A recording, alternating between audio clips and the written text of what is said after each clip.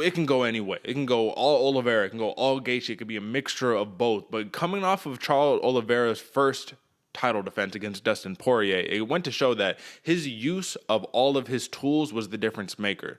Poirier was really big hooks, straights, using a lot of boxing, a couple calf kicks, but Oliveira was teep kick, elbow, knee, head kick. I mean, he was going everywhere and mixing up the submission. So being that Dustin Poirier is more of a one-dimensional fighter in comparison to Charles Oliveira, what type of problems do you think Justin Gaethje is going to be able to give him? Because Justin Gaethje is very much a boxer himself as well, right? Lots of big calf kicks. Not the most unique when it comes down to just an overall repertoire of strikes, but he's effective and he's efficient, and I think that's a little bit of a difference. He's in a lot of motions that he's using. Everything is calculated. Everything is for a purpose. What problems can Justin Gaethje give Charles Oliveira in this matchup?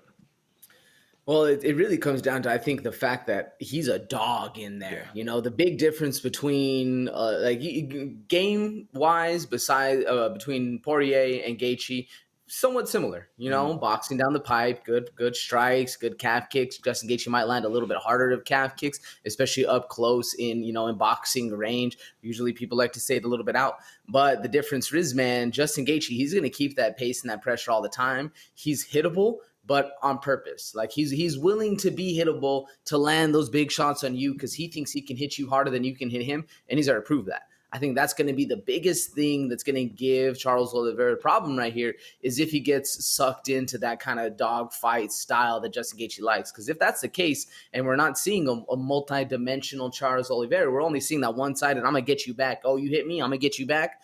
Then I think we're going to be in trouble. I don't think Charles Oliveira can go out there and fight the same kind of fight that we saw Michael Chandler do, where he was exactly doing that. Like, oh, you hit me, here's another one. Oh, you hit me, here you go.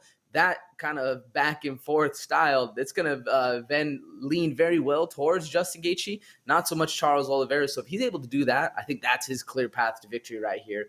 I don't know, though, Derek. How do you feel Justin Gaethje's ground game? Because he is a very solid ground game wrestler, man. He can do a lot of things on top position. How is that going to fare against Charles Oliveira? Does he have a chance there, or is it strictly going to be this stand in a phone booth match like I'm talking about? What do you think? Well, that's a great question that you ask right there. What do we think about the ground game of Justin Gaethje? And what we saw against Khabib Nurmagomedov went to show that, well, does Justin Gaethje want to be on the ground? Does he want to have his back taken? And if Charles Oliveira can put the backpack on Justin Gaethje like he did to Dustin Poirier, it could be a very short night. And that was one of the realms of possibilities that I had right there. I think that Justin Gaethje, though, let's not forget, great wrestler himself, right? Like, great wrestler. But I view Justin Gaethje in that Chuck Liddell mold in terms of wrestling, where you use your wrestling defensively, if that makes sense. So I'm going to use my wrestling to make sure the fight stays on the feet. That's why I think Justin Gaethje will be effective in this fight, because if he doesn't use his wrestling too much, he's not going to tire out too much. He'll be able to go the length of 5 rounds.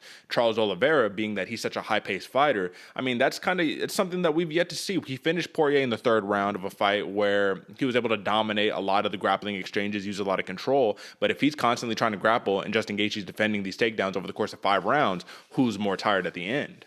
So will Charles Oliveira be able to get Justin Gaethje on the ground to be able to do those things? Maybe.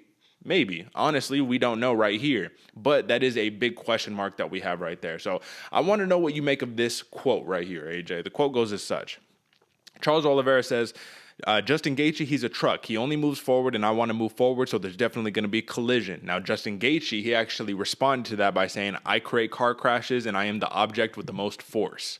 So clearly, if the approach is going to be head-on-head collision, Justin Gaethje thinks he can win that. We saw Charles Oliveira get clipped by Michael Chandler and by Dustin Poirier back-to-back fights, but have the heart and the resilience that we haven't seen in some of his other fights to be able to will himself back into the fight and ultimately overtake and overcome the fight. So with that quote right there and with that car crash scenario, if they do get into that head-on collision, do you think Justin Gaethje has the power that it takes to be able to nullify the will and heart of Charles Oliveira from getting back into the fight? Ooh, I think old Charlie, Chucky Olives, I think back then, yeah, this was 3 years ago. Now with the strap around his waist, man, I don't know. It's a whole nother level of Oliveira. Although at the same point, Justin Gaethje does arguably hit harder than both Poirier and Chandler. So I don't know, man. I do think it's possible. It's quite a possibility, especially you get into those late rounds, 4, rounds 5, and Justin Gaethje's still throwing heat. Yeah. That's when I can really see it happening. Maybe not in the first round where he gets clipped and he comes right back, but in those late rounds for sure. So, one of my questions that I have to kind of like conclude this thing on right here is that do you envision when you see this fight, does anything in your head, does like the scenario of Aljamain Sterling versus Piotr Jan #2, does that pop into your head at all? Yeah, kinda. Yeah, a little bit like just to putting the backpack on him the whole time, controlling the fights, and then giving a couple rounds away to secure the win. Is that what you're talking about? Well, I'm talking more of this is kind of how I see this entire card going, at least for these championship matchups, where Aljamain Sterling won the fight, right? He won 3 of the 5 rounds, and he lost the last 2 rounds, right? So on the feet, he was losing all day long. When it got to the control situations, he won. Did he do a lot of damage? Not really, but he controlled, so he won. So Charles Oliveira doesn't have, even though he's a finisher, this dude finishes what? He has 29 finishes in his 32 wins. Like he finishes everybody, right?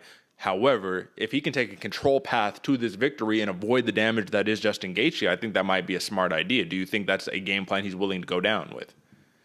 I think it's one of the game plans. I think they are going to try to lull him or to draw Justin Gaethje into that Marauder style of fight, and then go for the rest of it. I'm not sure if right now Charles Oliveira needs the ground game to win, but I think he'll use it. Keep that in the back pocket as a plan of last resort, just in case. Just in case the kicks and the strikes aren't really going his way, then he says, all right, I'm going to take this down. I'm going to control a couple rounds. I'm going to secure the win. So that way, I don't have to keep this crazy pace going, So I see the comparison right there between the Aljo fight, the Aljo and Jan versus the Justin Gaethje Oliveira fight, because if that's the case and the champion does want to retain his belt, that is always an option for somebody who's as skilled on the ground as Charles Oliveira. Absolutely. So let's talk money lines, but let's talk some wagering. So clearly Oliveira is a -165 favorite, +140 comeback for Justin Gaethje, which I think speaks volumes because with how dangerous Oliveira has been recently, I think that normally you would see the money line be a little more skewed in favor of Oliveira, but Gaethje's a bad man, dangerous man. Now let's talk about the props right here. So obviously, what is the 2 main outcomes that we can see coming from this fight? Oliveira by submission, Gaethje by KO or TKO, right? I could also see Oliveira by KO, TKO as well if they get into a crazy war and Oliveira is able to weather some of that storm. So for Charles Oliveira to win by submission, +135, brother. I mean, clearly the odds makers think that there's some real merit to that one. For Gaethje to win by TKO, +175. So even though this is plus money on both sides of the board, this is really not the most lucrative in terms of like a +500, +700 you can cash in on. So would you play it safe and roll with the money line because this can go such a different gambit of ways, a different variety of ways? Would you play it safe and go money line with these fighters, or do you want to chase a prop in terms of the submission or the TKO? Or would you go points? I mean, I haven't said the points prop yet, but what do you think? I think I'd go the safer route, depending on what the points option's giving me. Because as much as I can see both of these fighters finishing each other, Yeah. I see more options for them to have a long, drawn out match just because they're so good. You know what I'm saying? Yeah. Like if these guys fight 10 times, I think like 8, maybe even 7 of them are all going to be decisions, just going to be wars, and then it's going to be those 2 or 3 that just get lucky and catch somebody in something, man. So I think the money line, the prop bet, or the money line, excuse me, would probably be the more lucrative way right there, Yeah. unless there's something crazy on the decision. We'll see.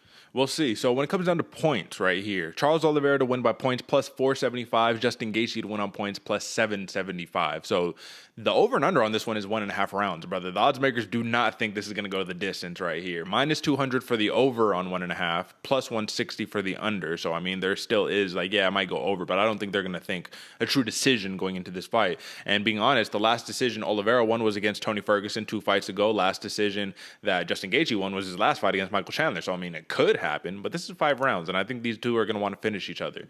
So with that being said, brother, I mean, now it's time to give the pick. 1.5 rounds is the over and under. Are you going and still? Are you going and new? Obviously, I know you're TLDR, but talk it out to the good folks who are listening and watching at home.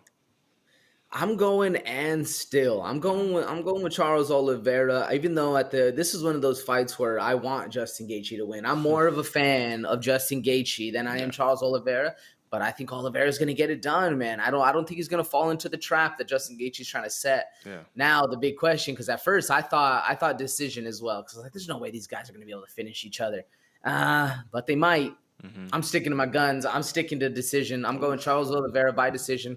I'm taking that prop bet, man. Those points. That'd be Okay. a hell of a comeback. Plus four something. Plus Nice. 475 for Charles Oliveira. So you could take the minus 165 and he could finish it in whatever way he wants to, or you could pick that plus money for the points. That's big plus money. I don't know if I would take it personally just because you're right, these dudes are finishers. And with that being said, I'm going to rock with and new. I think this is the ultimate litmus test right here for Justin Gaethje. I think that the scorn, the wrath, and the burn that he felt after getting submitted by Khabib in such devastating fashion really went to show that he needed to put everything into it. And when he talked about the pre-show, he was saying that this was kind of his last hurrah at the title. The man is only 33 years old, and he's talking about this is my last shot at it. So it goes to show that he's going with that warrior mentality of like, if not now, never. So we got to get it done now. So I'm rocking with Justin Gaethje. And listen, man, I think he finishes Charles Oliveira, man. I think we're going to see a third round finish. So I'm going to rock with the over as well. But I think those hands of stone, man, are something else. When you heard those thudding shots against Michael Chandler, it made you wonder, how is this dude still standing? Like, what a chin on Iron Michael Chandler. Either way, that is your main event. That is the lightweight championship matchup.